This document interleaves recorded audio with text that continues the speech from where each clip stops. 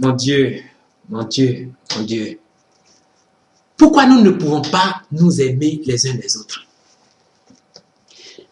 Quelqu'un dans une vidéo vient dire, si le Seigneur m'a donné la révélation sur la création, c'est que je ne suis pas n'importe qui. Tu as une tête, 2 pieds, 2 mains. Où est la différence entre toi et puis l'autre, et puis les autres? Où est la différence entre toi et puis moi? Paul n'a jamais dit qu'il n'est pas n'importe qui. Jésus-Christ lui-même n'a jamais dit qu'il n'est pas n'importe qui. Et c'est toi qui viens dire que tu n'es pas n'importe qui. Parce que tu as reçu une fausse révélation. Parce que tu viens parler des Magdanéliens. Parce que tu viens parler de l'homme de Néandertal ou bien je ne sais pas moi. Des gens qui n'ont pas existé dans la Bible. Des hommes de Cro-Magnon, des gens qui n'ont pas... on ne connaît même pas ça dans la Bible.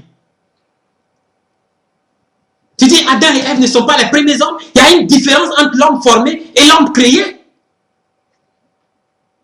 Et tu te dis que tu n'es pas n'importe qui. Donc tu peux te lever, vouer une autre personne à Satan. Tu sais ce qu'on appelle vouer quelqu'un à Satan. Tu comprends ce qu'on appelle vouer quelqu'un à Satan. C'est grave ce que tu dis. C'est grave tes révélations. Dépose tes révélations, reprends la Bible, recherche ce qu'on appelle l'amour de Dieu, recherche ce qu'on appelle l'amour d'un être humain, de ton prochain, celui qui se trouve devant toi. Recherche à l'aimer. Recherche le pouvoir d'aimer ceux qui te persécutent.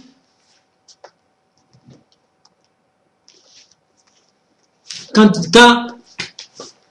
Dieu te parle, tu es heureux, tu dis Dieu m'a parlé. Quand quelqu'un vient te dire Dieu m'a parlé, tu dis non, Dieu c'est faux, c'est faux. Tous ceux qui ont vu Christ, tous ceux qui disent qu'ils ont vu Christ, ils sont des menteurs. Tous ceux qui disent qu'ils ont entendu Christ, ou bien tous ceux qui disent que je t'ai vu en songe, ce sont des menteurs. Ah bon? Ce sont des menteurs. Mais je crois que toute la Bible, dans tout l'Ancien Testament, il dit, et l'Éternel dit à Moïse, à Jérémie, dit l'Éternel, la parole de Dieu m'advient. Dans tous les prophètes, ils ont reçu la parole de Dieu.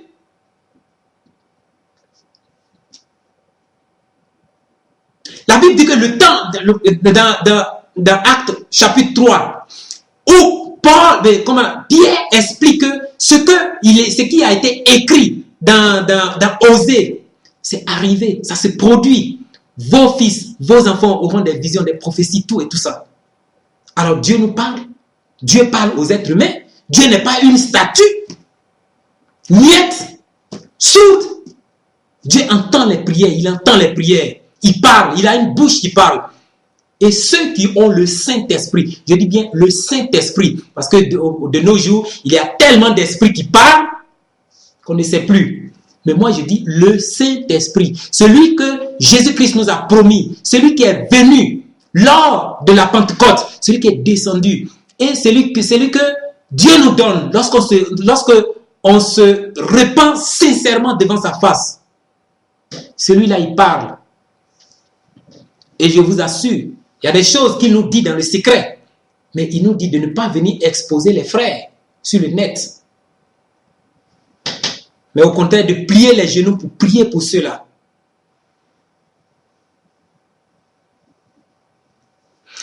Tu ne peux pas venir parce que il y a un frère qui se trouve dans l'erreur, qui raconte de faux enseignements. Tu ne peux pas venir exposer sa vie privée sur le net. Non, ce n'est pas biblique.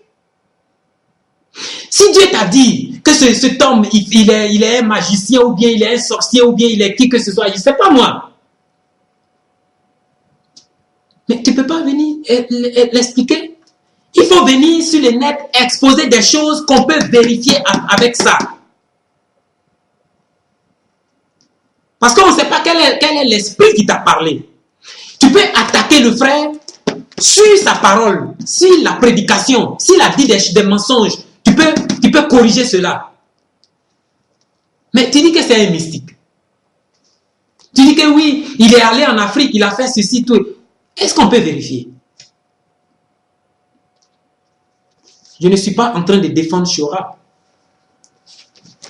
Mais je dis, Chora est un être humain qu'il faut aimer de tout son cœur.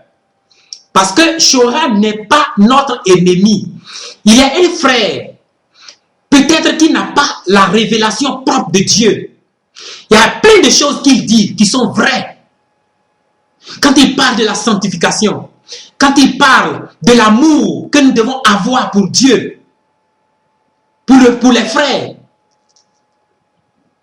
Mais aussi, il y a beaucoup de ces révélations qui sont de fausses révélations, qui ne viennent pas de Dieu.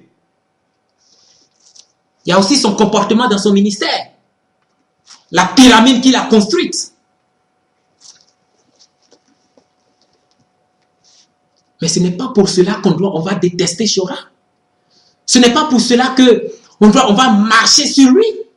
Ce n'est pas pour cela qu'on va se lever du matin jusqu'au soir. On ne fait que le vouer à Satan. Vouer à Satan. Oh, qu'il soit voué à Satan. Ça, c'est quoi? Imagine que le Seigneur Jésus-Christ est à côté de toi pendant que tu es en train de dire de telles choses à Chora ou bien à d'autres personnes. Non, mais Chora lui-même, il le fait. Mais s'il le fait, c'est son problème. Toi, tu t'appelles Chora. Fais ce que la Bible te dit. Fais ce que la Bible te dit. Si tu le fais, si tu le conseilles doucement, peut-être qu'il va comprendre s'il est dans l'erreur. Mais vous venez, vous l'injurez.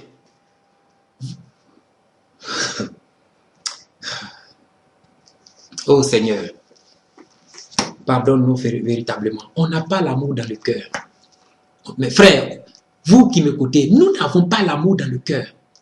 Si nous avons l'amour dans le cœur, nous allons faire de grandes choses. Si nous avons l'amour dans le cœur, nous allons faire les choses que Jésus-Christ a faites. J'ai suivi un reportage scientifique où il est montré que le fait qu'on couche un bébé sur le ventre de sa maman et que sa maman caresse ce bébé-là a une croissance extraordinaire par rapport à d'autres enfants qui sont délaissés dans les orphelinats. Quel est l'amour que tu as pour un être vivant?